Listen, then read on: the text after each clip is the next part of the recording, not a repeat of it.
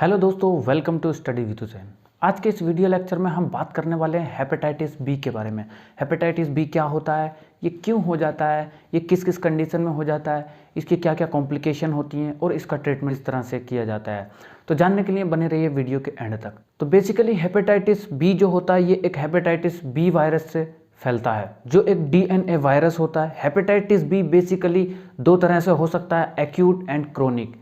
Hepatitis acute और chronic क्या होता है? हेपेटाइटिस एक्यूट जब आपको हो जाता है, आपका जो इम्यून सिस्टम होता है वो बहुत ज़्यादा वीक हो जाता है और इन्फेक्शन को ठीक नहीं कर पाता। उस इन्फेक्शन को ठीक करने के लिए आपके इम्यून सिस्टम को बढ़ाया जाता है, जिसके लिए आपको न्यूट्रिशन दिए जाते हैं, जिसके लिए आपके इम्यून सिस्टम को इंक्रीज किया जाता है, न्यूट्रिशन दिए जाते हैं, सप्लीमेंट दिए जाते हैं तरह तरह के। तो ये होता है एक्यूट हेपेटाइटिस बी। तो ये कंडीशन होती है क्योंकि इसमें आपका इम्यून सिस्टम वीक हो जाता है। अब आता है आपका हेपेटाइटिस बी की क्रोनिक कंडीशन।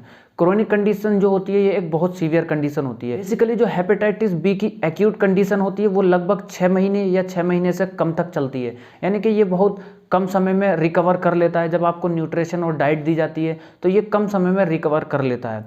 तो उसके बाद आती है हेपेटाइटिस बी की क्रोनिक कंडीशन। क्रोनिक कंडीशन में आपको जो इम्यून सिस्टम होता है वो भी बहुत ज़्यादा वीक हो जाता है, जिसकी वजह से आपका जो इम्यून सिस्टम होता है वो उस वायरस से अच्छी तरह से फाइट नहीं कर पाता। बहुत ज़्यादा एक्यूट के बाद वो क्रोनिक कंडीशन में चला जाता है, जिसको रिकवर करने के लिए बहुत सारी मेडिसिन की ज़रूरत पड़ती है। हेपेटाइटिस क्रोनिक कंडीशन में आपको बहुत सारी समस्याएं हो सकती हैं, जैसे कि सीवियर इलनेस आपको हो सकती है, लीवर सिरोसिस आपको हो सकता है, लीवर फेलियर आपको हो सकता है और लीवर कैंसर तक की इसमें कंडीशन आ जाती है। तो ये होता है hepatitis B acute and chronic. अब बात करेंगे हम काउजेस के बारे में, यानी कि हेपेटाइटिस बी का जो कारण होता है, काउजेस जो होता है, किस किस कारण से ये फैल जाता है।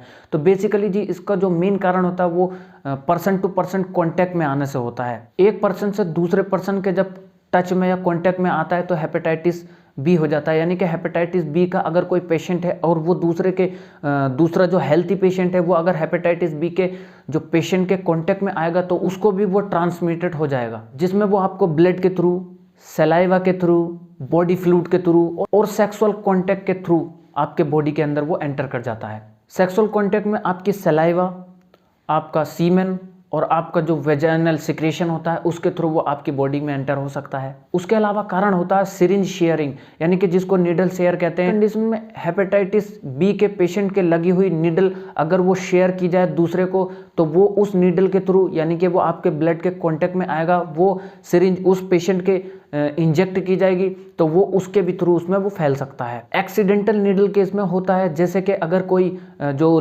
टेक्नीशियन होते हैं, लेबोरेटरी में काम कर रहे होते हैं, उनको अगर किसी तरह का इन्फेक्टेड निडल अगर प्रिक हो जाए, निडल अगर कहीं पर लग जाए तो उसकी वजह से भी हेपेटाइटिस एंटर आपकी बॉडी में कर सकता है।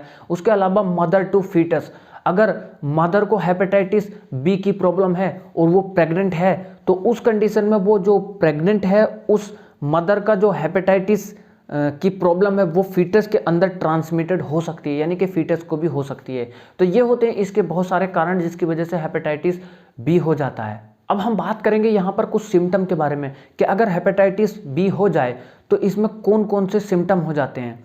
तो बेसिकली इसमें आपको एक फीवर आने की कंडीशन हो सकती है, फीवर तो आएगा ही, एब्डोमिनल पेन होगा और आपका यूरिन जो होगा वो डार्क कलर का हो जाएगा, वीकनेस आपको होने लगेगी, आपको भूख लगना बंद हो जाएगी, लॉस ऑफ हेपेटाइटिस जिसे बोलते हैं, नोजिया हो सकता है, इसमें वॉमिटिंग हो जाएगी और आपको जॉन्डिस होने की भी इसमें प्रॉब्लम आपको हो सकती है। अब इसके हम बात करें इसके कुछ कॉम्प्लिकेशन की, कौन कौन सी कॉम्प्लिकेशन का सामना हमें और भी करना पड़ सकता है हेपेटाइटिस बी के इन्फेक्शन के दौरान। इसमें आपको लीवर सिरोसिस हो सकता है, लीवर फेलियर हो सकता है, ब्लड वेसल्स का इन्फेक्शन हो सकता है, किडनी डिजीज हो सकती है इसमें आपको, लीवर कैंसर तक के इसमें कारण हो सकता है। तो ये बहुत सारे कॉम्प्लिकेशन। अब हम बात करेंगे इसके कुछ रिस्क फैक्टर के बारे में। रिस्क फैक्टर में अगर आप इन्फेक्टेड पर्सन के कांटेक्ट में आएंगे तो आपको ये समस्या हो सकती है, यानी कि आपको हेपेटाइटिस हो सकता है। होमोसेक्सुअलिटी में इसमें हो सकता है। ट्रैवल टू इन्फेक्टेड एरिया, यानी कि जैसे कि अफ्रीका हो गया, साउथ अफ्रीका हो गया, यहाँ पर ये हेपेटाइटिस बी की प्रॉब्लम बहुत ज़्यादा होती है। तो वहाँ पर अगर ट्रैवल करते हैं तो वहाँ भी चांसेस हैं कि आपको ये हेपेटाइटिस हो सकता है। और इसके अलावा अनप्रोटेक्ट सेक्स, अगर अनप्रोटेक्ट सेक्स आप करते हैं तो उससे भी हेपेटाइटिस बी के आपके चांसेस हो सकते हैं। तो ये तो हो गया हेपेटाइटिस बी क्या होता है, हेपेटाइटिस एक्यूट और क्रोनिक क्या होता है, इसमें क्या क्या कॉम्प्लिकेशन होते हैं। अब हम बात करेंगे इसके टेस्ट की, यानी कि ये किन किन तरह से जांचा जा सकता है, किन किन तरह से देखा जा सकता है। तो बेसिकली इसके लिए टेस्ट किया जाता है, ब्लड का टेस्ट इसके लिए किया जाता है, और उसके अलावा लीवर बायोप्सी की जाती है। लीवर बायोप्सी के अंदर आपका इन्फेक्टेड जो लीवर होता है उसकी बायोप्सी, यानी कि उसका जो छोटा सा टुकड़ा काटने के लेबोरेटरी में एग्जामिनेशन के लिए ट्रांसफ़र किया जाता है, वहाँ पर उसका एग्जामिनेशन किया जाता है। फिर अगर सीवियर कंडीशन होती है तो वो लीवर के एग्जामिनेशन में आ जाती है कि आपको हेपेटाइटिस की बहुत ज़्यादा सीवियर कंडीशन है। अब अगर हम इसके ट्रीटमेंट की बात करें तो ट्रीटमेंट में बेसिकली जब एग्जामिनेशन से पता चल जाता है कि आपको हेपेटाइटिस बी वायरस की कौन सी कंडीशन है, एक्यूट है या क्रोनिक है। एक्यूट अगर कंडीशन होती है तो आप में इसमें मेडिसिन को ना चला करके न्यूट्रिशन, जो डॉक्टर होता है वो न्यूट्रिशन को सप्लीमेंट करता है, आपको न्यूट्रिशन देता है, अच्छी डाइट को रिकवर करता है, जिससे आपके इम्यून सिस्टम इंक्रीज होता है, और वो इम्यून सिस्टम आपके जो हेपेटाइटिस का जो वायरस आपके अंदर है उससे फाइट करता है, और ये एक्यूट हेपेटाइटिस की प्रॉब्लम जल्दी ही रिकवर हो जाती है।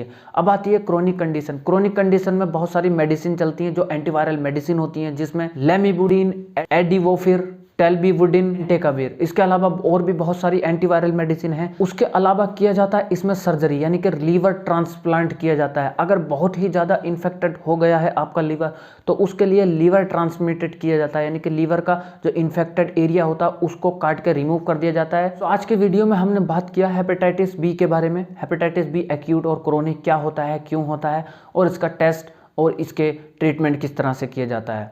तो वीडियो कैसा लगा कमेंट करके ज़रूर बताइएगा, और अगर आपको हमारी वीडियो पसंद आती हो तो हमारे चैनल को ज़रूर सब्सक्राइब कीजिएगा, स्टडी विद हुसैन, क्योंकि इसी तरह से नॉलेजेबल वीडियो आपकी बॉडी फंक्शन से रिलेटेड, आपके हेल्थ से रिलेटेड और तरह तरह की डिजीज़ से रिलेटेड आपके लिए मैं वीडियो लाता रहता हूँ। सो आज के लिए इतना ही, मिलते हैं अगली वीडियो में। Thank you for watching.